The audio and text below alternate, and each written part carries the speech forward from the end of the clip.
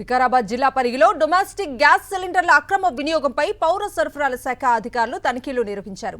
జిల్లా పౌర సరఫరాల సహాయ అధికారి రమావత్ తూక్యా నాయక్ తన బృందంతో కలిసి పట్టణంలోని పలు హోటళ్లు, ఫాస్ట్ ఫుడ్ సెంటర్లలో విస్తృత తనిఖీలు చేపట్టారు. గృహ అవసరాలకు వాడాల్సిన డొమెస్టిక్ సిలిండర్లను నిబంధనలకు విరుద్ధంగా కమర్షియల్ అవసరాలకు వాడుతున్నట్లుగా గుర్తించారు.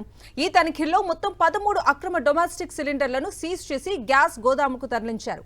ప్రభుత్వం సబ్సిడీపై ఇస్తున్న గ్యాస్ ను వ్యాపార అవసరాలకు వాడితే ఉపేక్షించేది లేదని అధికారులు హెచ్చరిస్తున్నారు.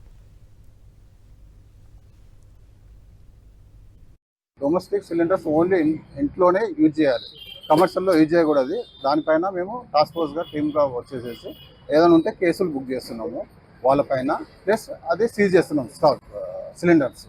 ఇప్పటిదాకా 13 మన పరిగి మండలంలో ఇప్పుడు పరిగి దాంట్లో 13 సిలిండర్స్ సీజ్ చేశాము అండ్ 10 కేసెస్ చేశాము. 13 గ్యాస్ బుకింగ్ చేసిన తర్వాత ఓటీపీ వచ్చిన వారం 10 రోజులకు సిలిండర్ డెలివరీ చేస్తున్నారంటూ కృష్ణా జిల్లా అవనిగడ్డలో ప్రజలు ఆగ్రహం వ్యక్తం చేస్తున్నారు. ఖాళీ సిలిండర్లతో గ్యాస్ ఏజెన్సీల ముందు రోజుల తరబడి క్యూ లైన్లో నిలబడుతున్నా గ్యాస్ ఇవ్వటం లేదని ఆవేదన చెందుతున్నారు.